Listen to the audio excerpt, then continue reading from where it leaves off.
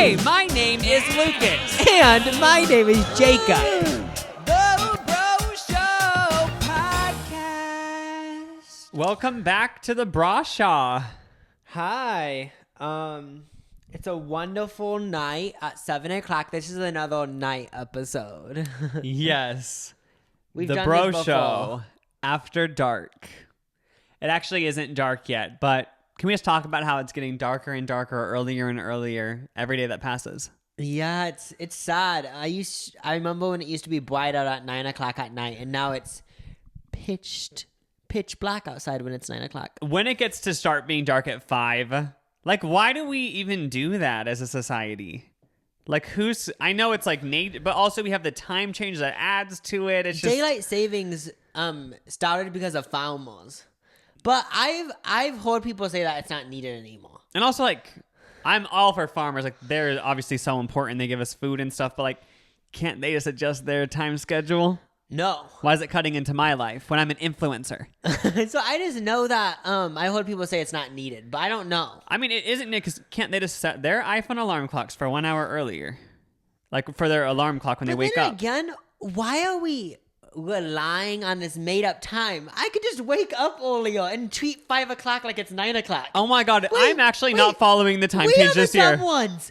Oh my We're gosh. the ones following it. Yeah, we're the ones that are saying, I haven't been to a therapist, but I was just about to say, this is like it sounds like I'm such an internet person. I was just about to say, when you're at the therapist and they say, I've never been to a therapist, but I feel like this is something a therapist would say.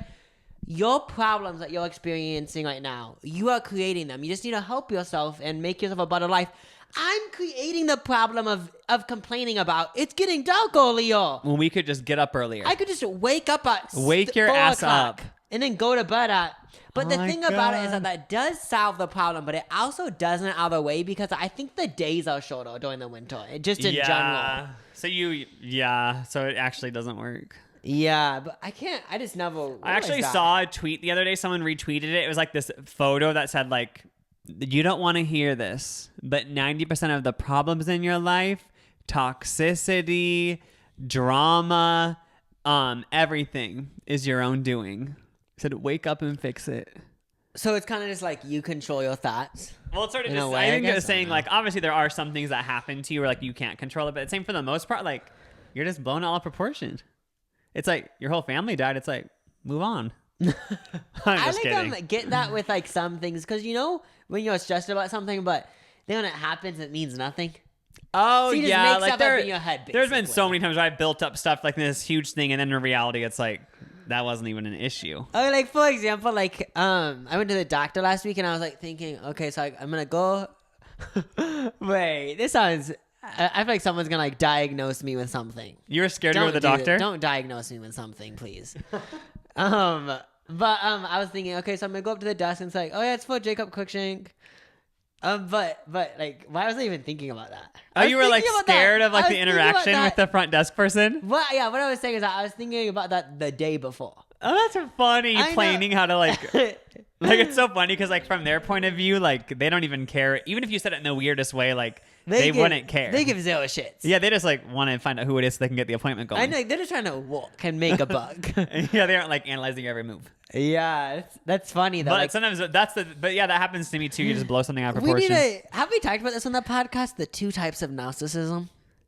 Oh, I don't think so. There's 2 types of narcissism, and I actually hold this from Lucas. Did you hear it from someone, or did you just like? I probably heard it on a podcast for someone who didn't go to college for psychology, but Well, okay, even if this isn't like an actual thing, it's still interesting. yeah. Narcissism. When you think of a narcissist, you think of someone that's obsessed with themselves. Oh my gosh, like it's the world revolves around me. Yeah, and they're so happy. But the thing about what I was just explaining about me in the doctor's office, that's narcissism, but the opposite of what you think narcissism is. Because I think everyone's thinking about me when in reality no one is. But the opposite of the normal narcissist and the narcissist that I'm experiencing is that I'm not as confident as the other narcissist. Right? Oh yeah, it's basically like you could use narcissism to like build yourself up, being like, everyone is obsessed with me, like everyone loves me, they're so obsessed with my life. Or you could use narcissism to be like, everyone hates me and everyone always is thinking about how much they hate me, and like everything I do everyone overanalyzes, when really it's like no one's even, you know what I mean? They're both like such extremes, and Yeah. That's so interesting to think about. Oh, yeah. So, Bro of the week. Bro of the week. Bro of the week. It is Olivia. Hey, Shout Olivia. out to Olivia. She's in front of a pride flag. A pride flag. And she's wearing a tie-dye fanny pack. That's Oh, yeah. cool. Olivia wrote, I've never been bro of the week, so it's my time to shine. Olivia, it is your time to shine. Olivia went on to say, I love the show so much. And Thank you. And I'm so honored to be a bro. I recently came out as bisexual, so enjoy my first pride photo. Thank Oh you my God. for liking the show, and congrats on coming out as bisexual. I know, a bi queen. Yeah. A bisexual queen. You are the queen of the bisexuals, Olivia. And you're posing in front of a pride flag. I love how the photo matches what you sent us. I know, we are proud of you. Keep on just being a bro. Yeah, and I hope you have great experiences. And I love how you're wearing a fanny pack. I need to utilize fanny packs more. Fanny packs are so useful. I would think it's annoying carrying around a purse, but I'd be so down to wear a fanny pack. Oh, Just put my yeah. cards in there, some gum. Remember when people started wearing fanny packs across their chests? But no one really does that anymore. Oh, yeah, that was kind of like a vibe. Yeah, it was a vibe for like 2 weekends. I'm gonna belch. You are disgusting. That's so gross. We just ate Chinese food. Oh, yeah, it was so good. I had shrimp teriyaki with fried rice and vegetables. I had chicken teriyaki with steamed rice and vegetables. Actually, it was Wait, so good. Wait, who was I channeling? I was channeling someone. Oh, I know who I was channeling. I've sent Lucas these videos. There's this group on TikTok. I haven't seen them in a while. I need to put in mental note to watch them after this. So, it's these two guys that are gay that are, I don't know if they're married or dating. And then they have friends and they eat at these fast food places. I don't know their at. I wish I knew their at so I could have you guys watch them. But they're like big. They get like 100,000 likes of video. But then they get a bunch of food from these fast food places and they eat dinner and it's just like, I honestly love it. I'm not like I love that. And I remember you sent me one time, and like the thing that makes it so iconic is how much they order. Like they order, first of all, like everyone gets like 2 things, and you get an ice cream as well. I just love how like they are fully like doing, like if they're gonna go to Sonic, they are gonna go and they seem to so Sonic. happy in it. Like I feel like it's probably like a Friday night thing. I know, I love it. I want to find their ad so I can start watching. I know, them. I need to start watching. I haven't seen them for like a year. I saw They I better saw them still a be few doing months it. ago. I know they better. I've actually seen they're to the point where people do parodies of them. Really? I've seen people doing parodies about them. Oh my god, TikTok is like so weird how there's so many different things going on. Yeah, that's probably like there's like so many other things happening that I have no idea about on TikTok. But this episode of the Bro Show, we're actually inquiring about the National Enquirer And the National Examiner. So basically, we just randomly thought of this podcast idea because we were at the store. We saw the National Enquirer, which if you don't know, it sort of looks like a newspaper. It doesn't look like an actual magazine. It doesn't have the glossy front. Yeah, it looks like a cheaply made magazine. Yeah, we've all seen it, and I feel like everyone knows about it because it's just like kind of the joke magazine. Like I remember when I was growing up, one time I was at a Walmart checkout, and they had a photo of an alien with a chain around its neck saying like, aliens found on space. I remember being so excited because I was like, nuh-uh. But then I realized like, oh yeah, everything they say is like, it's kind of just like so blown out of proportion. They like are known for like blackmailing people and just like kind of making up stuff. When I think of the National Enquirer, I think of John Bonet's killer was found. Oh, they're obsessed with John Bonet. Another thing that I think of is Michael Jackson's ghost was spotted. Oh yeah, Those are the 2 headlines that we remember always seeing. I don't know if they still do that. They probably do. Yeah, you guys understand the vibe. We also got the National Examiner, which I don't know if I'm assuming it's obviously a different company, but they just kind of copied the name in a way and the look. Oh yeah, and I looked up National Enquirer on Wikipedia, and like it seems like they've always kind of been problematic. Like they've always like stood for kind of bad shit, but you know. Oh yeah, and they're just known for just not practicing like proper journalistic techniques, you know? Oh yeah, like I saw that they're like one of the only publications that admits to paying people to tell them stuff. Yeah, and I actually, when we first thought about doing this podcast, I thought that the National Enquirer was over because we saw it somewhere, but then we went other places and it's not sold anywhere anymore. I think like everyone took a stand and was like, we can't sell like trashy tabloids anymore. We went to CVS, like so many other places, and we finally found it, thankfully. And so then I Googled, I was like, why does no one sell it anymore? And I guess it's because, people finally were just like, yeah, like we thought it was cute and fun for a bit to like blackmail and like make up stuff. But then I guess now it's gotten like really like sometimes it's like really politically motivated and they're just like, I guess a lot of stores are like, we just don't want to deal with it. Is that why they're not selling it? Yeah. Oh, okay. That's good that they don't want to push that. But we decided to go through these magazines and just see what they have to say. Because we want to see if there's any, maybe we'll find out, like Jacob said about Michael Jackson's ghost, John Benet's killer. I mean, who knows? Maybe other crazy ass stories. Yeah. I also found out that the National Enquirer has started in 1926. That's so. It's like almost 100 years old. Was it always like a really like crazy tabloid? It sounded like, from what I read, it was like this person that made it, and he also owned more like high end, I guess you'd say, magazines. So this one was kind of always like but it's a weekly magazine. So they like every week National Enquirer has to think of another thing to get people to buy it. Like they have to have a good ass team at this point because there's so much stuff on this front page that's kind of intriguing. Oh yeah, like what does that one say? Okay, so should we both say what's on our front page? Everything? Okay, yeah. Okay, so Jacob has a National Enquirer. Oh yeah, and Lucas has National Examiner. So at the top right left of my page, it says dangerous deceptions. Dr. Anthony Fauci flunks COVID lie detector test. Which you are intrigued because you're like, wait, he took a lie detector test? It's like, is this a YouTube video challenge? Wait, and I was like, wait, he's Shawn Mendes now? And like he's doing like a Vanity Fair lie detector? But didn't you end up reading the article and it was like they listened to the recordings and like did a lie detector, which I don't even know if that's you don't have to measure heart rate and stuff. Oh yeah, so okay, I thought it was because I was curious, like, wait, what are they gonna try to like make up? I was curious. So in this article they had clips of him like talking about COVID-19 and shit. And then they put it through this D-Tuck voice stress analyst machine.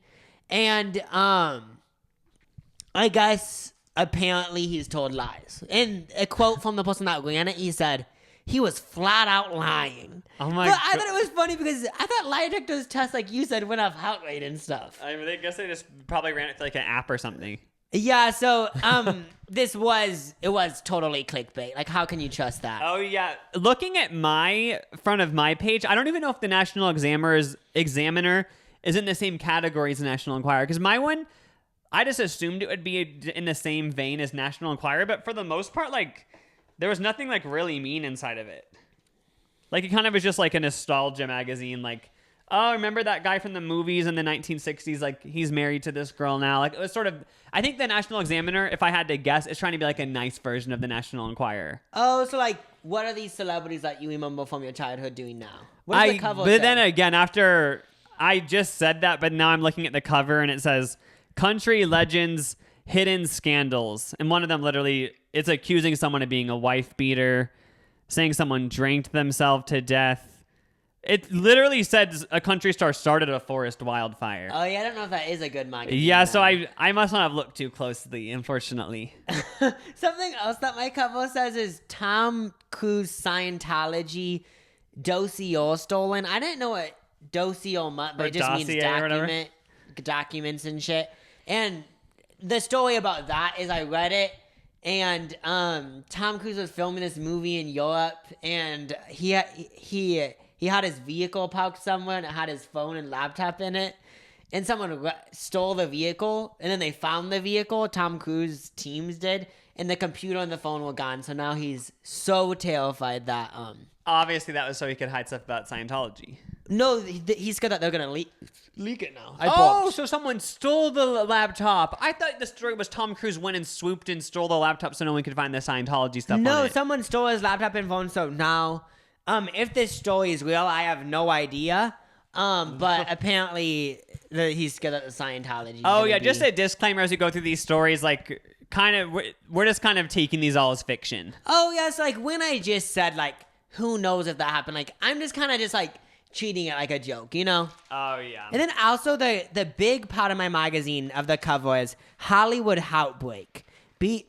Stars sad last days. So this magazine honestly is just depressing going through. It's talking about these famous people and how they're slowly dying.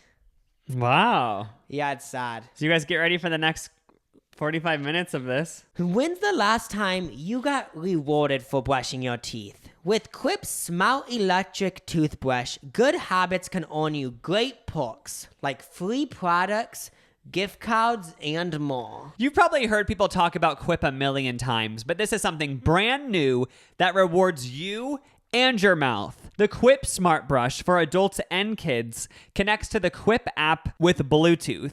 Track when and how well you brush, get tips and coaching to improve your habits, and you can even earn points for daily brushing and bonus points for competing in the challenges. You can use those points to redeem rewards like free products, gift cards from Quip and partners. If you already have a Quip, you can upgrade it with a smart motor and keep the features you know and love, like the sensitive sonic vibrations, 2-minute timer with 30-second pulses for a guided clean, the slim, lightweight, and sleek design with no wires or bulky charger to weigh you down, and it's a multi-use travel cover that doubles as a mirror mount for less clutter. Beyond the brush, Quip has everything you need to build a complete routine. Quip has floss that expands to clean and comes in a refillable dispenser to reduce waste, and even refillable mouthwash that's good for you and the planet. In addition to brush heads, Quip also delivers fresh floss, toothpaste, mouthwash, and gum refills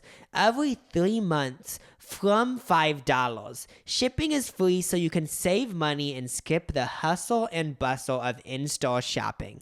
Join over 5 million mouths who use Quip and save hundreds compared to other Bluetooth brushes when you get a Quip Smart Brush for just $45. Start getting rewards for brushing your teeth today. Go to getquip.com/LucasJacob right now to save $10 on a Quip Smart Electric Toothbrush. That's $10 off a Smart Electric Toothbrush at getquip.com/LucasJacob. GetQuip.com/LucasJacob. Thanks for sponsoring us, Quip, the Good Habits Company. Okay, so should we just go through our magazines? We both went through these magazines and we highlighted fun stuff to talk about.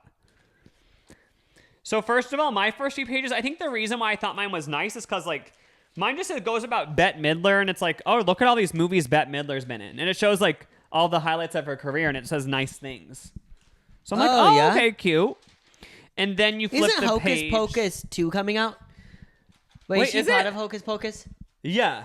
Yeah, I'm pretty sure like it's coming out next year or something. Oh my god, I'm excited. So then they randomly have like a random article. It says freezer burn. And basically the article talks about how somebody threw away their deep freeze, their grandma's deep freeze. And after they threw it away, the grandma said, wait, you took out the $25,000 I had in there in cash, right? And they were like, no. And she was like, well, $25,000 are in cash in my deep freeze. So basically all these trash guys is what they called them. These trash guys working for a trash company in Ohio, they all came together and they found the $20,000. Oh, so that's like a good story. Yeah, so that's what I mean, like kind of heartwarming stories, you know? Wait, so she kept $25,000 in a deep freeze? Yeah, because some people always say like keep cash in your freezer or something. Well, I just thought like keep cash hidden in your house somewhere, but a freezer? Yeah, I think the only other time I've heard about this really is from Coyote Ugly. I've also heard that she moves to New York City and she hides cash in her freezer and then someone steals it. Oh, I knew that like in the movies people hide cash in their bud frames. Oh, not the bud frames. Oh, underneath the mattress. Like the bud boards. I don't know what you call that. But yeah, also on this exact same page in the National Examiner, it says treasure hunt, win $100. And that's kind of becomes a theme. That kind of became a theme as I went through the magazine. There was a lot of things saying like, you could win this sweepstakes, like quick, easy money. Just give us like send us your address or whatever. Like, so it kind of has that vibe. So kind of scam. Yeah, like, yeah, give us money, you know? Yeah. And you might win a treasure. So kind of cute, kind of fun. Well, it says win $100. Yeah, basically. How do you do it? Because I might sign up. Oh, there's a. Oh, this symbol. It has a symbol of a cash register. It's going to be hidden somewhere in this magazine, and I have to find it and then send it to this address, and I could win $100. Wait, pardon me. Like, should we do that after the podcast? Might as well. What's the point of not winning the $100? You know? Yeah, but like, how to? I guess like, who would even send it in? So like, do you think somebody is out there like collecting $100 weekly by winning these treasure hunts? Like, what's in it for them is what I want to know. Yeah, like, part of me wonders, like, if no one and like, wait, how do they get? I'm actually confused how this business works. Yeah, I don't know, but okay, go off. What were your first pages like? Well, mine starts out, the very first story when you open the magazine is about Vin Diesel, Fast and Furious guy. What else has he been in? Everyone knows Vin Diesel, but I've actually never seen the Fast and Furious. So has he been in anything I've seen? Saving Private Ryan. Mm-mm. Yeah, but honestly, wait, I actually want to get on to why because I haven't watched Fast and Furious, but the reason why I have a memory of Vin Diesel is because this Twitter account that I follow tweeted a photo of Vin Diesel with like a 6-pack and stuff, and I was like, wow. And that's like all I know about him. Also, isn't he known like he's kind of like the go-to like bald actor? He is. That's what. Just when both of us shaved our heads, I remember there were some people commenting like Vin Diesel, like people said I look like Kalu in Pitbull. Oh yeah, that's a cartoon, right? Yeah, but it is funny. Like, it's funny how right when you think of a bald person, you just like put them on one circle.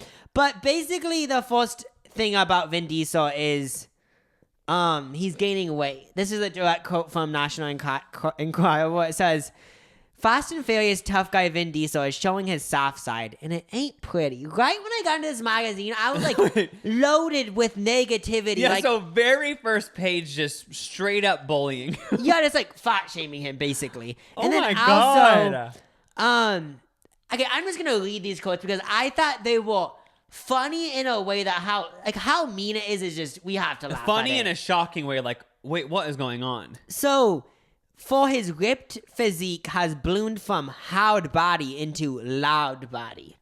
Then also, Vin's blown up in a big way. Snickered a sauce. Who's this sauce? No idea. People around him say he's packed on over 50 pounds. Obvious in his exploding waistline. No, oh my God. They're going in. Like, someone who works at the National Enquirer, like, is very against Vin Diesel. Like, they've watched every rendition of the Fast and Furious movies, and like rage has built up slowly. Yeah. Something else that I saw there's two funny parts in this article. Like, first of all, this whole article is just shitty. Like, yeah, obviously. But this is the quote from the article. The Rock knows how tough it will be for Vin to get back into shape. Like Dwayne Johnson, you know? Oh God, he's worried. And then the sauce spilled. He's loving Vin's lumpy look. Do you actually think that this sauce somehow knew talked to the Dwayne Johnson? Oh, so it's saying The Rock is happy because he's going to take Vin Diesel's spot? Is that what it means? Oh, no. I think they just have co-stars and he just thinks it's like cool that he's gaining weight or something. Oh, he's like happy so he can like get more attention? He's loving Vin's. He's just like loving it. But he also said it's going to be hard to get back into shape. But I wanted to mention this because do you think someone at this magazine or the source actually talked to Dwayne Johnson? For sure not, right? That's what I just assumed. I wonder who the source is. Like, maybe they're both filming a movie and like somebody was an assistant for a day or a background actor. Like, is that the level of source? Because I know this magazine is known for like kind of spreading lies, but I kind of feel like they would have to have some evidence that this source is kind of legitimate, right? Yeah, I mean, who knows? Something else that was funny throughout this magazine is that I didn't know that doctors talk to these magazines. This is what the magazine said.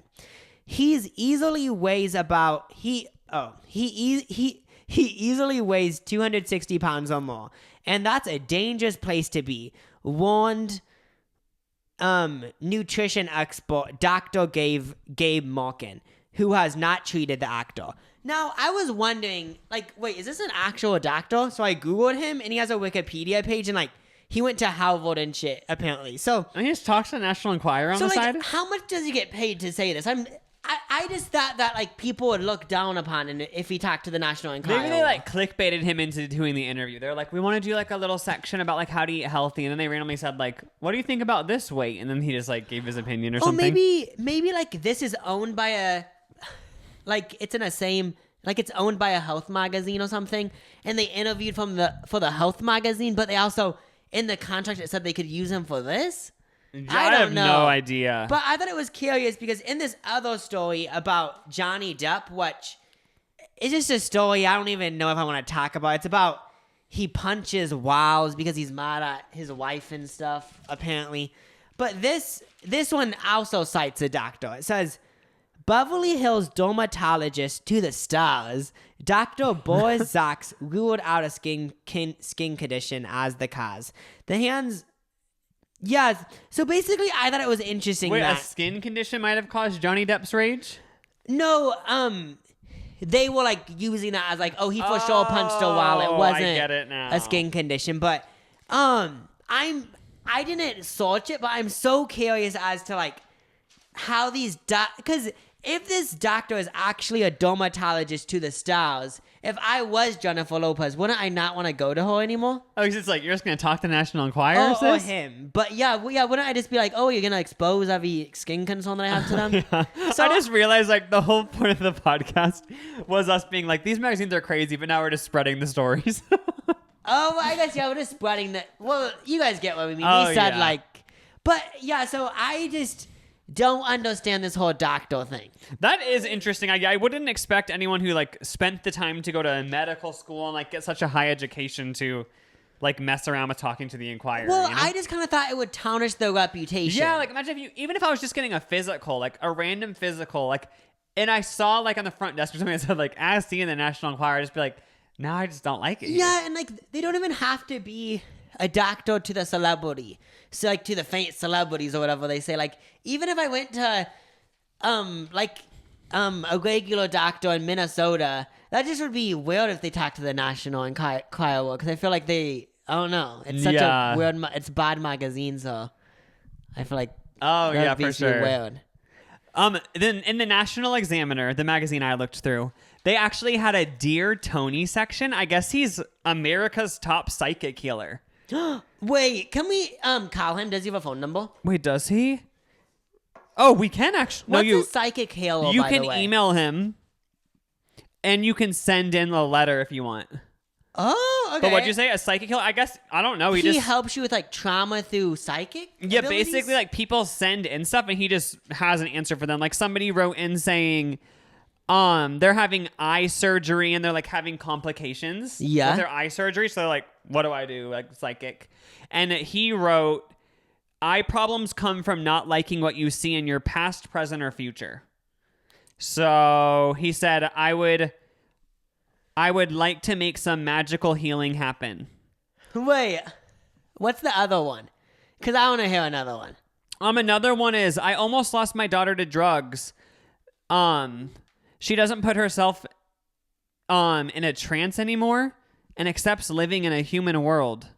What? What is going on? They said, like, what's going on with my daughter? Like, she's addicted to drugs. Yeah. So he wrote, Dear Sarah, this is her first life. She doesn't know any better.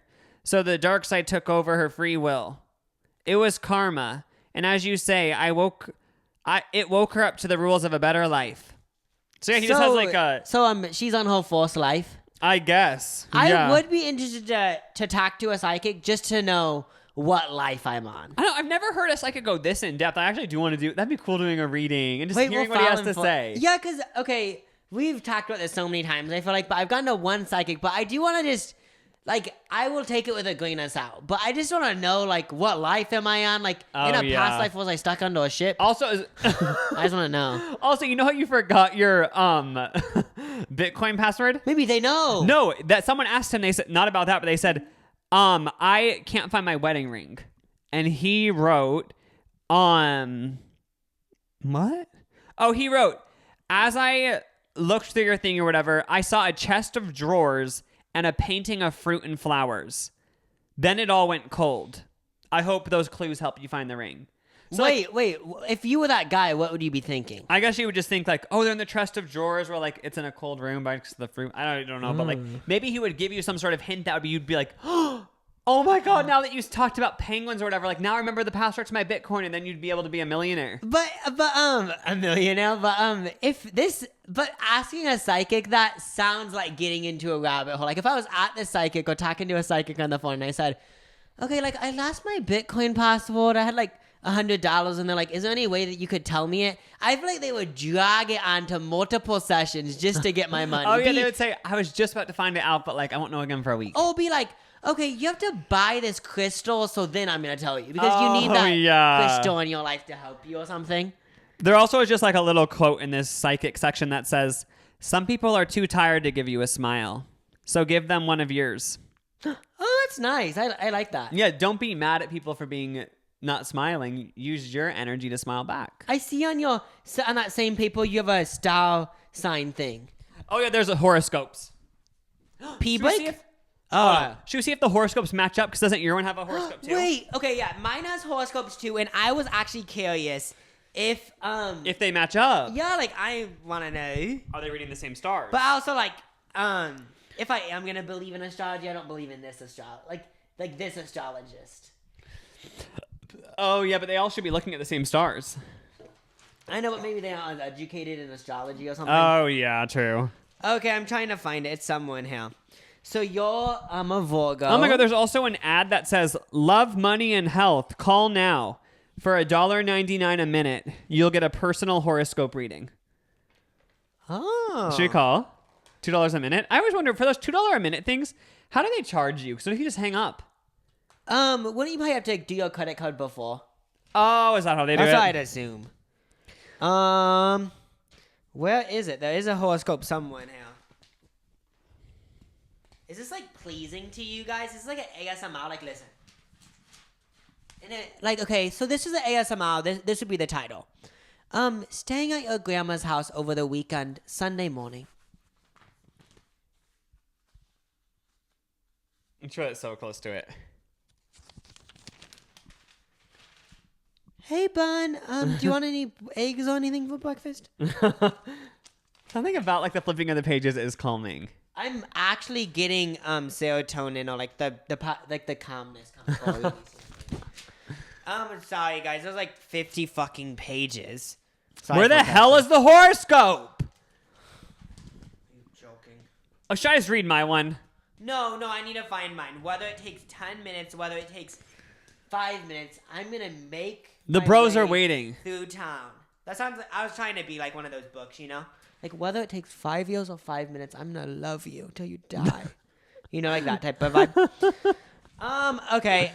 We can read yours. I'll find mine another day. No, but it has to. What? Wait, can you hold my microphone? I'm just. Oh yeah, just fully do it. Okay, while he does this, I'll just like talk to you guys about other stuff I've done today. Oh. How's your day been?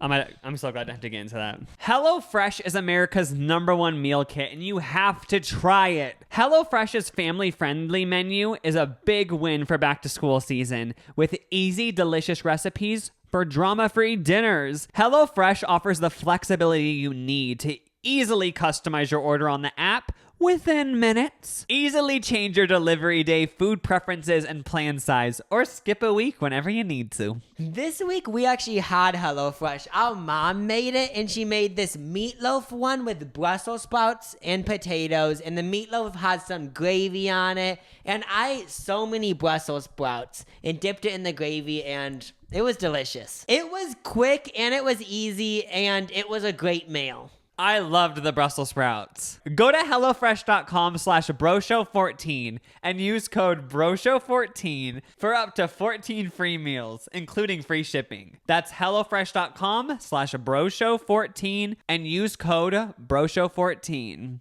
America's #1 meal kit. Also, just so you guys know, Green Chef is now owned by HelloFresh. And with a wider array of meal plans to choose from, there's something for everyone. We personally switched between using Green Chef and HelloFresh. And now the Bro Show listeners can also enjoy both brands at a discount. So Yeah, thank you, HelloFresh. We love you. Okay, so I'll read my Virgo, then read your Virgo. I'm a Virgo, guys.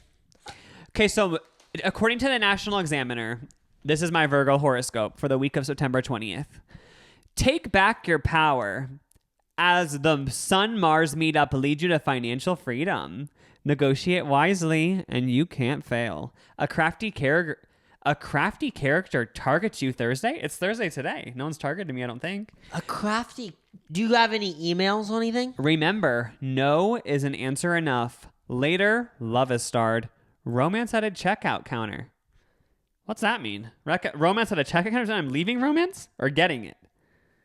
Oh, wait. Or does it mean like you're going to be at the grocery store and like a checkout person's going to be like, hey.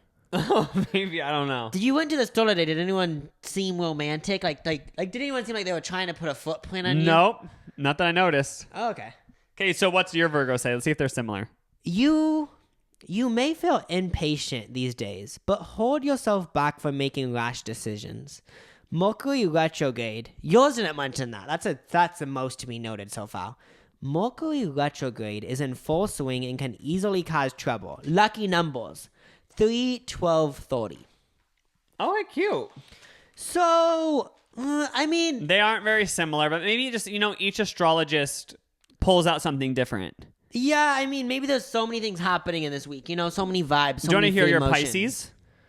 Yeah. Jacob's a Pisces, So far they're not similar, but let's see, yeah. Jacob's Pisces reading. Monday finds you wallowing in past mistakes and unpleasant memories. Did you do that on Monday? Yeah. No, let me think. What did I do? I don't think so. But joyful Jupiter steps in to help you heal and move on. Midweek brings a chance to add a furry new addition to the family. Planets say timing is perfect. Okay, buy a pet tonight. We're going to the pet store after this. I'm doing it. No, that's not a good reading. That's kind of like, I don't know why, but these readings are kind of not doing it for me. They're too boring. Yeah. Okay, I'll read mine though. Pisces, talk to people in positions of power. Find some mentors and connect with the right people.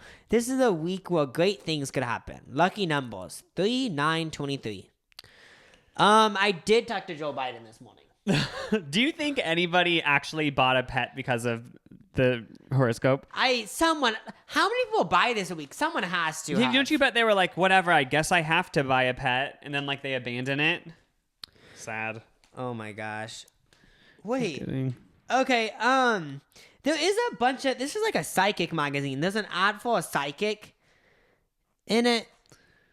So when I go to page 2 of my magazine, it talks about Meghan Markle. Now, this is just a story to talk about. She doesn't have any friends, I guess. Meghan Markle has no friends? No. Poor girl, she's a little princess girl, but doesn't have any friends. But Prince Harry, Prince Boy, has friends. So she's mad that he has friends or what? No, it's just a weird position because they're in LA now and she doesn't have friends. Oh, that's so embarrassing. Like if someone wrote to him, he doesn't have any friends.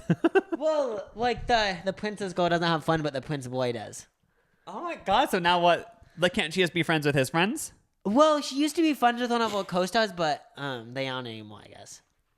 I mean, I guess that happens. Yeah, so I just thought that was interesting. Like, they just make it seem like she's so sad or what? Yeah, it made it seem like she just doesn't know what to do, and she doesn't feel good about herself. Like, what's this is what's funny. This magazine says this so many times. Okay, this is hilarious to me. I don't know if you guys will find it hilarious, but I do. The National Enquirer has launched. Like, they've said that exact sentence is probably inhaled 50 times, and I love how they say, like, we're educated guys, like, we know what's up. I just read the subtitle to the article. What? Paranoid and friendless. Meghan longs for the good old days. Poor girl. We're sending her love. Yeah, no, okay. The next story I was really into. So, if you're a longtime fan, you know I'm a Gwen Stefani fan. I'm joking. I don't even know if I've ever said that. I just was saying that to act like we I'm love a celebrity. Gwen. Yeah. Like, look at that photo they showed of Gwen Stefani. Whoa. Like, boobs. Big boobs. So, Gwen Stefani, this is talking about, I guess, her ex-husband, because she's now married to Blake Shelton, right? Yeah, like dating or something. Yeah, something like that. She's like in Oklahoma, I'm pretty sure. Wait, so she's in Oklahoma with him? No, over like when COVID originally started, she was with him in Oklahoma. That's cute. Any other questions about her? Oh, that was the only thing they said in the article? Oh, no, I just know that from watching an interview about her. So, okay, this is just a direct quote. I love how they over-exaggerate everything. Fuming Gwen Stefani is wrinkling her nose over ex-husband Gavin Rosedale's steamy new romance with a much younger glamour girl. Now, this is what's weird, a glamour girl? Her name is Gwen Singer. And Gwen Stefani is a singer, and her first name is Gwen. And now this guy is married to Gwen Singer. So he's still in love with her. I don't know. We just know that Gwen Stefani is fuming and she's wrinkling her nose in disgust. I still have to know, what's a glamour girl? I want to be a glamour girl. I've never heard of anyone being a glamour girl. I mean, just like a good-looking guy. Is this a model? Like, can you imagine being described as a glamour girl? Glamour boy Lucas. Like, I'd be so excited. Oh, yeah, it says he's obviously loving the attention and the comparisons between his ex-wife and his new gal pal, but she finds it icky and pathetic. Okay, I just know for a fact that these sources are fake. I just have to say that. And I could be wrong, but I think I'm right. Icky and pathetic. Okay. No, but she's wrinkling her nose. On another note, the National Examiner, this is why I know I said at the beginning, at the front of the magazine, they did clickbait you by saying, like, all these bad things these people did. Yeah. But as you can, like, there's a whole spread. It does look really cute what you're looking at. Yeah, right there's now. a whole spread of just the cutest critters. Picture perfect pets. Like, there's a photo of a rooster, some dogs, a cat. Like, it's just literally photos of pets. And it's just saying how cute they are. Like, it's just, that you know what I mean? Like, this is like a This is the National Geographic part of the magazine. And then you flip the page, and to keep the positive vibes up, it's celebs who keep the faith. Who are they? I want to know. These celebs have prayer be a big part of their life. Faith can be highly personal and private, but some stars believe they wouldn't have had this is just, yeah. I don't know the celebs because I only like celebs that worship the faith. But yeah, so let's see the celebs that pray. Oh, I just want to say that I actually could be on this list because I don't follow any particular religion. Like, I don't really know what I believe in, like, when it comes to religion, but I do pray every night. Because, like, I have it, because I grew up going to Catholic school, so I do actually pray at nighttime. Every single night. Like, I never miss a night. That is funny to talk about, because there is some nights when I do, like, there's some nights when I, like, pray in like a Christianity manner. Like, I'm not praying into, like... I picture you, like, kneeling beside your bed. No, not like that. I mean, just laying in bed, like, thinking things, but... like sometimes more in like a Christianity manner, but then sometimes I'm just like, it's basically the way that I view praying, and I don't know if you'd call it praying in other like religions or whatever, or like just like for yourself, but yeah, it's basically just like going over the day and just like hoping like good health and stuff. Yeah, and I think I actually learned it from Dad, because remember like when we were little and like we like it going camping or something, he would pray. Yeah. And he'd always say, like, bless everyone. He'd bless everyone and the whole entire family. I used to do that, but then I was like, that's too long because we have too many family members. So now I just say, like, bless everyone. Oh, yeah. I'd be going, like, okay, Uncle Bum that lives in Minnesota. But, like, my praying, I don't, like, say, like, Hail Mary or something. I just basically say, like, oh, yeah, thank you. And I, like, think of some stuff good that happened. And then, like... It's kind of like a meditation, right? Yeah, I'm just like, yeah, thank you. I think of, like, stuff I have that I should be thankful for, you know? Some people I have in my life. So it's just, you know... So I'm just saying, guys, I could be on this list. I feel like it, like... depends, like celebs who keep the faith. Wait, do you actually pray every night though? Yeah, every night before I go to bed. I think it's just such a routine for me that like I immediately go to bed after because like my body just knows. Oh, because sometimes I just go to bed so tired, but like I'd say like 40% of the nights I do that. My praying is literally like 25 seconds. Oh, like it's not like I'm doing like a long-winded. It's like probably like 30 seconds at the most. Oh, I do like a paragraph to every person in heaven. Okay, but some of the celebs who pray. Not only Lucas. Okay, Lucas Cruikshank. He was a Nickelodeon star. Now he does YouTube. Matthew McConaughey. Matthew McConaughey is a firm believer in marriage and family. And does anyone else understand this? I feel like I've said this before, but celebrities. I've heard that name, but I'm assuming he's an actor. I know you nothing. don't know who Matthew McConaughey is? And he's a Magic Mike. The boss. Remember the boss guy? Do you even watch Magic Mike? No, I just... Wait, do you recognize that face, though? I'm joking, guys. What? Do you recognize his face? No. Oh my God, you guys, it is confirmed. Gen Z doesn't know who Matthew McConaughey is. Yeah, I'm the gut for Gen Z. Oh my God, because I feel like every millennial knows Matthew McConaughey. But do you get what I mean with certain celebrities? Oh yeah, like for example, Polly Parrott. I don't know who she is. Mark Wahlberg. Okay, he prays. Oh, he has his he's like making his own restaurant. That one girl from Full House, Candace Cameron Bure. Yeah, she prays. Oh, she's like such a Christian. Oh yeah. Not that it's a bad. It sounded like I was saying it's a bad thing, but I was like, she's just a And Christian Justin Bieber with songs like "Holy and Pray." The one-time Wild Child singer says his priority is with God, but not religion. He said, "I am in love with whoever created me." So I guess he's not into religion. Because didn't he join a religion and they tried stealing all of his money? Allegedly, I'm not sure if that happened. I don't know. Okay, so he's like he's like, I'm not gonna be so he just wants to. Oh, but I need to go pee. Piss break? Yeah, because I really want to play. Oh. We are back. I had a great time going pee. And then yeah. So coming up, right next to the celebs who keep the faith is a whole page about the God chip that's within you. And the psychic from before says that there's like chips inside of us that help us. And then in the corner, you can buy a coin for $6.95. And at first I was like, wait, are they saying you can buy a coin that's like a God coin and like will help you? That's like what I think. I'm thinking. But no, it actually is just a random. It's like a unique type of coin you can buy. Wait, what's the point? It says, do not miss out on buying these coins. These beloved classic coins are quickly disappearing and can no longer be found. You'll be able to get like these. Like, that's so funny. Someone's just selling change. Someone's literally selling change. I know. Okay, if you guys saw these photos, it looks like gross change that's been at It's literally people's just asses. dimes and nickels.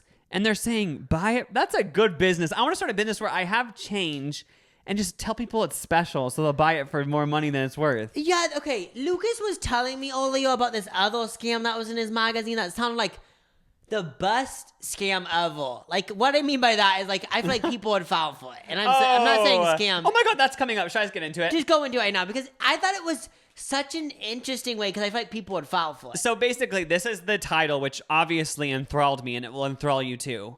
The amazing lottery secrets of a scratch-off millionaire revealed. I want to know. Former university professor cracks code behind scratch-off lottery tickets and wins 28 times in a row. And she's going to tell us her secrets. Okay, say it. And then it has a photo of her, and it says she won over $20 million using this system. So I was excited. I was like, okay, let me read this article and find out how to win scratch-off tickets and also get $20 million. I'm done looking. I know. I was like, oh, let's do this. It says, yeah, so, I don't know why I circled that. But anyway, it says, after several months of in-depth investigations, her secret method is finally being revealed, and it's 100% legal, and it's a method you can too use to win. And it says, but it doesn't stop there. You will also discover the dirty secret that no lottery wants you to know when it comes to scratch games. Isn't the dirty secret that they use all your money to buy like they just steal your money basically most of the time. And then it ends with saying, make no mistake, without these secrets at your fingertips, the next time you play, you don't stand a chance at picking off the right scratch-off ticket. So basically, by the end of reading this article, like you were just like, oh my God, okay, tell me the tricks. You have to pay to get the effing book. How much is the effing book? It doesn't even tell you, is the scary thing. What is the book called? Oh, it says, yeah, it's $25, but it doesn't even, I'm so confused. It says, I'm just confused. Like, when you see it too, like, where, it doesn't even say, is it going to be a book? Like, how are they going to send me the info? Everything in these magazines are so old-fashioned. I just want to go to a Twitter account and get the book. I know, but I guess you can pay $25 and you can win so much. Like, basically, it is $25, which nobody wants to spend money. But for that $25, you'll get $20 million. Which obviously is a good investment. I just want to know what these secrets are, because obviously if there were secrets, like, the lotteries would just be over because they would just be, you know what I mean? Yeah, I know, like with blackjack or something, people can somehow cheat it. But I just wouldn't assume that with that. But who knows? But I thought that was the best I am tempted to give him my credit card money. The scariest thing about buying stuff through these magazines is you have to send it through the mail. Like, you can't even, like Jacob said, you can't even go online and put in your card there, which feels a little bit more secure. You have to literally put your credit card number on a piece of paper and mail it to them. Like, sis. I just thought that one was interesting because I already thought people were like trying to sell lottery tickets, but that's like a horrible ball game. I just realized something weird. What? You know how I said it seems scary to write your credit card number and mail it? Yeah. I remember the times when I'm not kidding. When the internet, like when internet shopping was like closed and stuff were like really starting to happen when I was in high school. Yeah. I remember thinking it was sketchy to put my credit card on the internet. Like to when go you on type on your- to on the go on a computer? store, like on a, like, I don't know, Paxson.com or whatever, like writing in my credit card. I remember thinking like, this is so unsafe. Like I remember just thinking like, you are not supposed to do this. But now it's just so second nature where it seems awkward to write it down in real life. We even have our credit cards like saved on our computers. And Yeah, shit. but now it's just nothing. That's crazy how you just get used to it. The next thing is Real Housewives of New York agony. So apparently, this is just a small story I wanted to let you guys know on. Ramona and Luann are going to be downsized to friend. So they've both been offered $10,000 an episode. And Ramona said, I created this show. I'm not going to do this. But Luann is saying, I might be a friend. I'm not sure yet. Oh, yes, if you guys don't know what he's talking about, The Real House of New York. Two of the main stars they want to downgrade. I that's actually believe apparently- I believe that story. Yeah, like, okay, I don't know if you guys watch New York Housewives, but I feel like something does need to change. Yeah, for sure. But yeah, I actually do believe it too, to be honest. It said that they used to get paid $58,000 an episode, which I wasn't. How much? $58,000. Oh, damn! Just for living their lives. Okay. Anything else on this page that I wanted to mention? I have to There was talk a about bunch of something stories that I from- skipped over. I have to talk about something from my magazine. Okay. You guys, there is in this magazine, I don't know, this is the thing, like even for that lottery ticket one, I don't know if that was just an ad or like, I think it might have just been a full paid ad that looks like an article, I'm guessing, right? Oh yeah, so like it gets people following Yeah, for it because they this think one- it's an article. This one I'm also assuming is an ad because it's Sheila Wood's Friendship Club. Find true love through our friendship club, just like these happy Friendship couples. club. And it has photos of these couples who met through this page. This is the funniest thing, guys. It literally has like women seeking men, men seeking women. Unfortunately, there's no women seeking women section, but there is a men seeking men section. And I guess people put in what they're looking for. And then if you fit that description, you can call the Sheila Wood Friendship Club and get connected with them.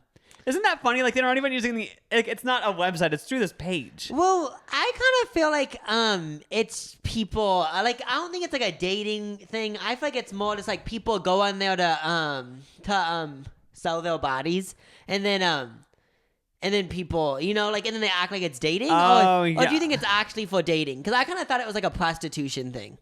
I don't know, because they even have like certain what was that?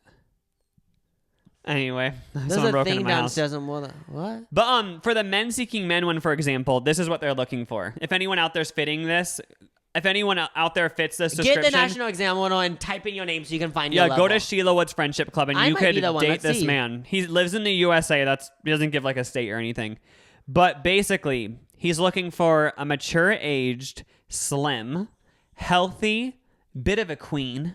It's like, I guess, like kind of sassy. I don't know if they're describing themselves or what they're looking for. Do you think he's describing himself? I feel like he's probably describing what he's looking for. If I had to Okay, so guess. also, he wants a mature-aged, slim, healthy, bit of a queen, artistic, very submissive, but seeks older, dominant male for fun. Handicapped welcome. I'm a warm, open mind. This is literally Grindr, but on the National Examiner. I know, I'm for like elders. That's so interesting. Let's see like a men seeking woman. Let's see if there's any funny ones. Oh, this person just says, yeah, I'm 67 years old. Would like to correspond with some females around my age for friendship first, maybe more later. I live in a small community and live in a desert house. Please write. I would like to hear from you. Wait, so people put ads in here, and then if I was attracted to one of them, I would. He lives in send them a Nebraska. message? Wait, there's no desert in Nebraska though? Oh, maybe that. Oh yeah, I think you would send a message to people if you like their vibe. That's so funny. Should I see if there's any other like women seeking men? I want a gentleman. I'm 57 years young and I'm a widow. I want a man who truly wants companionship, enjoys home-cooked meals, and marriage-minded reply. Oh, okay, so she's enthralling the men by saying like, I'm gonna cook you home cooked meals, you know? And I'm trying to like. That is so cute, and you can see the photos of the people who met on there. Oh wait, so maybe I must have just been thinking that it was like you a thought plastic. it was like prostitution. Well, thing. like okay, I thought people would put ads on here acting like they wanted love, but low key, the people that went to this kind of just wanted like someone to have sex with. Oh yeah, maybe who knows? Maybe there's someone there who say they're just down to like hang and bang. Oh, there's 4 couples that made it. They didn't show any of the gay couples though. I mean, honestly, maybe this is the way to find love after like if you like randomly. That's why I always feel bad for like couples who get divorced at like 65 and older. It's like, I mean, obviously you could still date at those ages, but like that just seems so sad to like, because you probably are so not used to dating. You'd probably be so scared to jump back into it. Well, I remember having this teacher that was probably like, I'm gonna guess 40, and like, I'm pretty sure she said that she met her boyfriend on Tinder. So like, I'm assuming for any age range, there's people on Tinder for you. Oh, that's Probably true. even like, cause like, let's just say I had a grandma that was like 60, and she was like, I want to start dating. Like I'm assuming most grandkids would be like, okay, let's make you a dating profile. And if you make it safe, get it going. Yeah. Wait, one of the people who's looking for love on here is in a correctional institute. So I think they're like in prison. Oh, And they said, I'm a 37-year-old. I'm a compassionate man with unrealistic expectations. Oh, without unrealistic. Oh, I was like, wait, why would you advertise as unrealistic? I'm expectations? sincere, fun, witty, with a great sense of humor. I'm seeking to build friendship that can lead to a healthy and productive relationship. No age nor race preference. Only preference is honesty. Take a chance and write soon. I might start becoming a connection. Okay. If I went to prison, that's what I do. Somebody said they're open to all lifestyles, races, bisexual, transgender, lesbian inmates. That's a big, I guess it's a category, lesbian, like people in prison. But they want people in prison? They're very submissive and they want someone aggressive. So, okay, if anyone out there wants to email any of these people, just go to... By the way, you can email us that you like one of these people and we'll hit them up. We'll write for you. So the next part of my magazine that I thought was funny. So there's these celebrities in here that I feel like they have publicists that send photos to these magazines weekly. For example, there's this photo of Denise Richards. It says, Denise Richards grabbed a pizza in Malibu while wearing a Playboy shirt, nearly 17 years after she appeared on the Men's magazine. Now, that's cute. Some of you guys can't see the photo, but basically the photo looks so posed. Like, it's not a paparazzi photo, I'm assuming. Oh, yeah, she's looking right at the camera. So, do you think that she took this photo because her publicist wanted to send it to, like, Or is this that like from her magazine? Instagram? Well, is it legal to use stuff from people's Instagram? Oh, I don't know. I just was curious as to, do these celebrities, like, do their publicists purposely put them on these magazines? Maybe. Just for, like, I'm sure some clout? of them probably for sure. Like, they're like, oh, keep my name in the magazines. There was this other photo of Farrah Abraham, and it just says, camera ready. Former teen mom star Farrah Abraham posed in a yacht while on vacation in Mexico, and it just is an Instagram photo. It looks like of her on a yacht. Okay, and she's very posed. Like, it looks like a Playboy photo. Yeah, so it's cool that these people, like, they have people send photos to these magazines. I love that. Another page in my book, I saw a photo of a baby, and I was like, wait, are they selling a baby? It's a fake baby. Meet our first, so truly real, breathing newborn with hand-rooted hair. Mine also had the same, like, an ad similar to that. Yeah, it says it literally breathes with amazing realism. Yeah, so that's just funny because I'm assuming from reading through this whole magazine, I'm just assuming the age range is like retired people. But that's kind of actually cute that like some retired people are like, they miss being like taking care of babies, so they just get like a fake one. So would it be like the babies that people have in high school? Well, like, you know when there's that one class in high school where certain people carry around babies for a week and they cry and stuff? I don't know. It doesn't say anything about You feed crying them. though. It said it just gently breathes.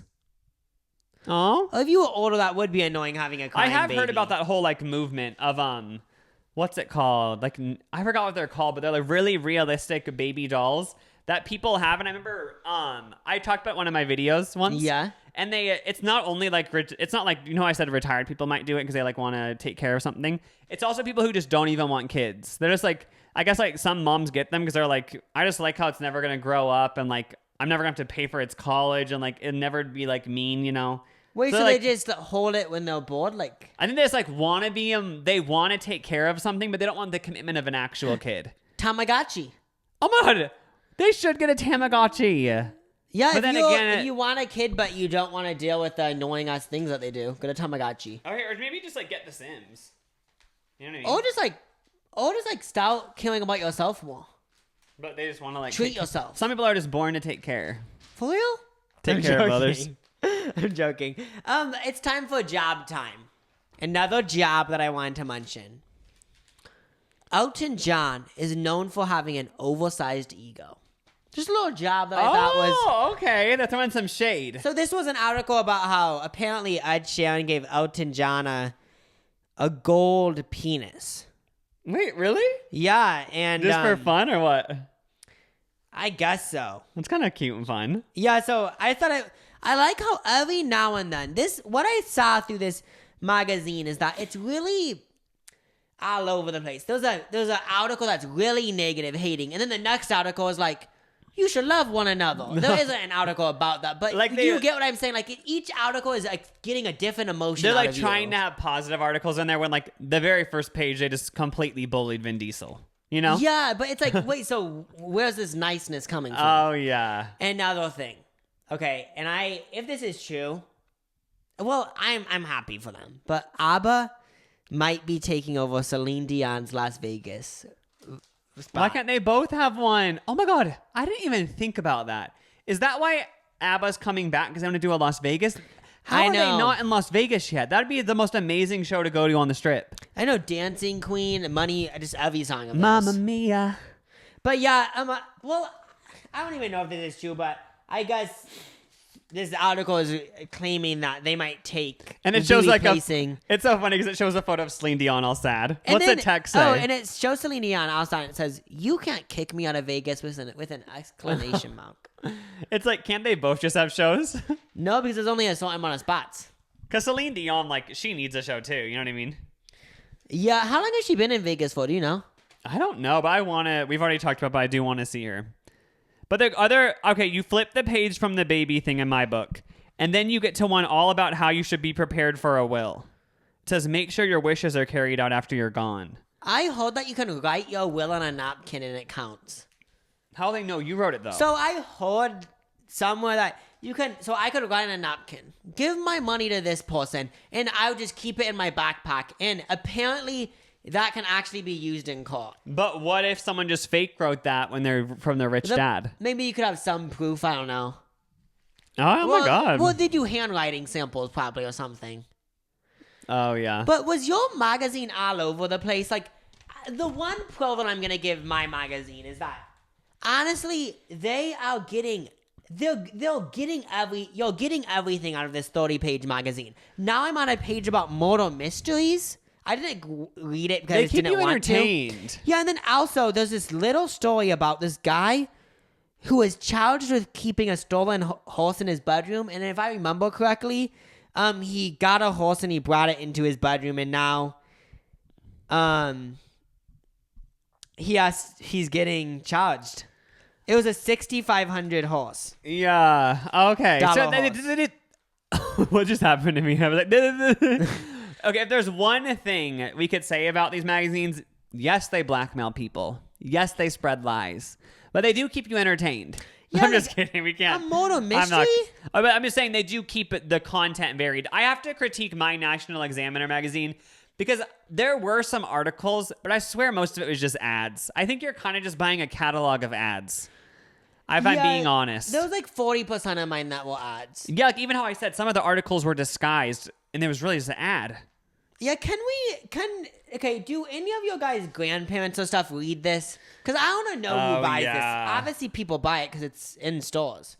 Now, the next part of my magazine gets into Hollywood heartbreak, sad last days of beloved stars, and I'm not even gonna get into that. It's just sad. Wait, it's about how like they actually spent their last days. Well, it's about how like they're slowly dying and stuff. Oh, that's so sad. No, I didn't know this, but I just want to get I want to be Wendy Williams and give you guys some information. So, Vice President Kamala Harris's stepdaughter is dating model Ella Umhoff. Cute. I don't know what Ella Emhoff looks like, or I don't know what Kamala Harris's, you say niece? Stepdaughter. They were caught canoodling in Saint Tropez. Cute. So yeah, I just thought that was interesting. A little bit of tea for the pod. Like, it's interesting that these politicians have a family. I know, because you don't picture them Yeah, too. like, I don't know how to explain it, but it's funny thinking about Joe Biden having grandkids. I know, like, it's just weird thinking that, like, Or like George W. Bush has grandkids. That's just interesting. like, just since Joe Biden's the current president, like, imagine, like, on Thanksgiving, I guess not this year because he's in the White House, but, like, in past years, he's just, like, scooped stuffing on his plate and, like, been excited. Like, it's just weird thinking that they're people. I don't believe it. I know, they're robots. Reptiles. Okay. No, I mean, that's what I'm saying is that these magazines are shit.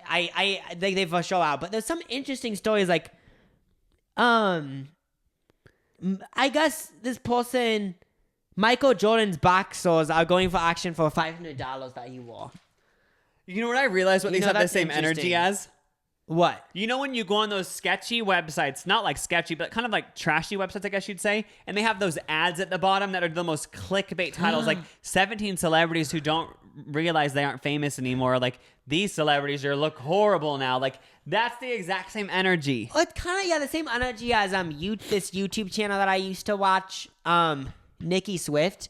She does videos, they aren't all negative, but there's some videos of like 7 things you didn't know Rihanna did or something. Or it's just like so native, like why this person isn't cast in movies anymore. You know, like that type of thing. Yeah, stuff like that. So then we have the Fauci lie detector thing that... Oh, you already covered that. The baby thing. I'm trying to make sure I didn't miss anything. Your smartphone can kill you. Fun. Just some good old fear thrown in. Sunlight makes you hot to trot. Yeah... There is a bunch of ads, though. The hike from hell. 2 bears attacked someone. That's sad. Yeah, a bunch of ads. Red carpet. You can get these bags. Oh, okay. I'm not trying to make this a love thing, but they also had class awards, and Sudoku, which I thought was kind of fun. Oh, a little fun activity to do. Yeah, so I would rate mine a 0.5 out of 10. What would I rate mine? I mean, to be honest, yeah, I wouldn't get it again, but go off National Examiner. I was mad that there wasn't any stories about John Bonet or Michael Jackson's ghost. I know. Also, like, I wanted some sort of alien moment, or a supernatural moment. I know we got the psychic things, but I wanted to see, like, Marilyn Monroe's ghost was spotted, or something along that vibe. Wait, why am I not more mad? Whenever I think of National Enquirer, as I said earlier, I think of Michael Jackson's ghost, John Bonet's murder. Yeah. I'm actually mad. There was nothing in there where, even if I knew it's fake, I wasn't actually intrigued by anything. Yeah. The only thing I was intrigued by was the Dr. Fauci thing, because I wanted to know how fake it was going to be. Yeah. But, yeah, it's getting an F for me. Well... I do have some other things to talk about that don't have to do with this. Oh, I have some good closing statements. They aren't closing statements, they're full-on topics. So first of all, someone emailed us. Well, we said in the podcast, can you give us some like book suggestions? And some of you guys did leave book suggestions. Which, oh, yes. Thank you for doing so. I always love a good suggestion with like TV anything. And someone suggested the book Daisy Jones and the Six.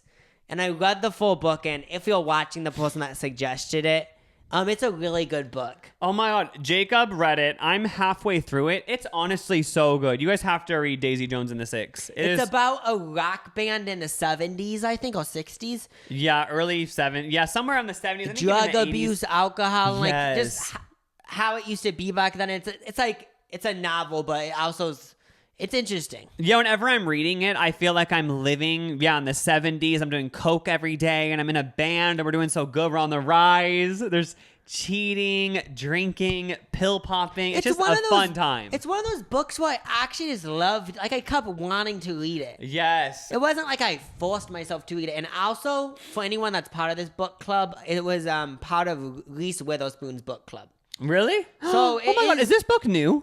Yeah, it came out in 2019, I'm pretty sure. Oh my God. When they make the TV series, No. I'm watching it. No, guys, thanks for mentioning that. The TV series is already being filmed, and it's going on Hulu, like next month or something. Who's playing Daisy Jones? I don't know, but I remember Googling it, and like it's coming out on Hulu next month, I'm pretty sure. Oh my God, that's I'm so excited to watch it. And also, it's kind of a gay book because the manager is gay in the book. They don't really talk about it. It's kind of gotten me into like listening to some rock music. So it's really gay.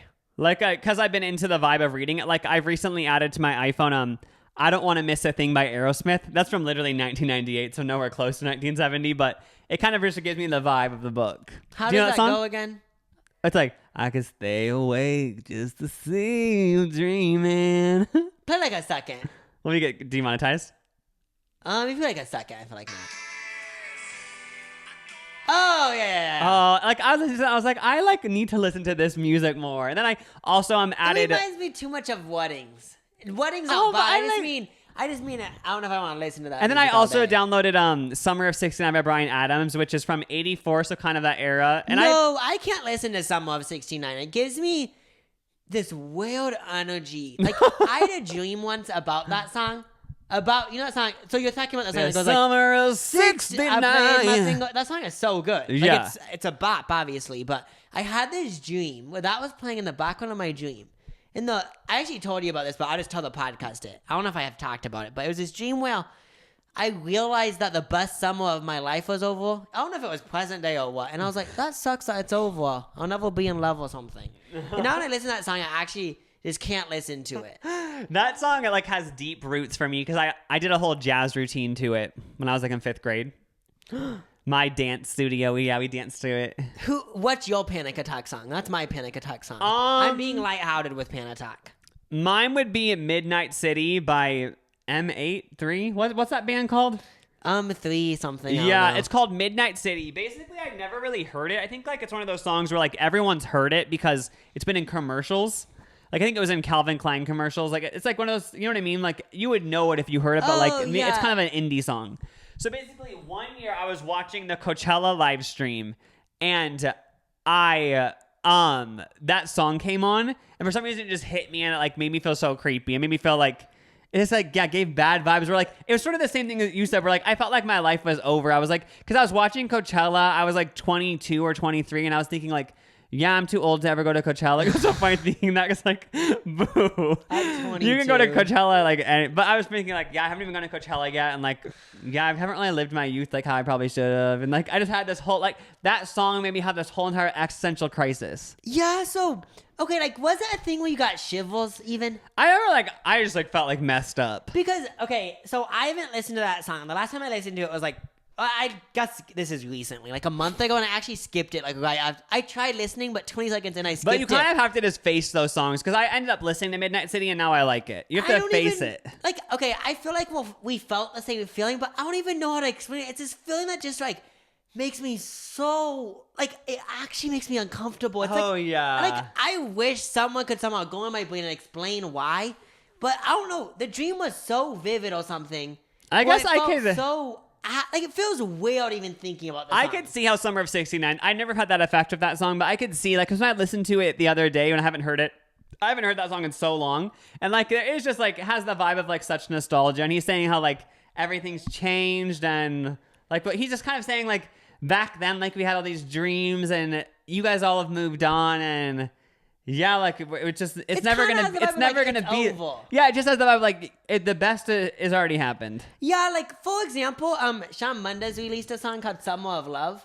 I like that song, but I can't listen to it that much because it has the same energy. Well, I don't know. It reminds me of like, okay, no, I haven't experienced this, but there's this fake scenario in my head that plays when I listen to this song of me.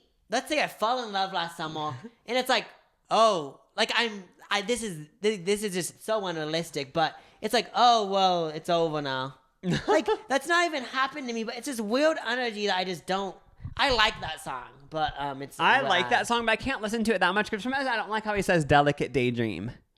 Wait, when does he say that? Sing that part. A delicate daydream. Oh. For some reason, I actually like this song, but for some reason, just with my mind, I don't know why, but I don't like the words "delicate daydream." So I think you have the lyrics wrong.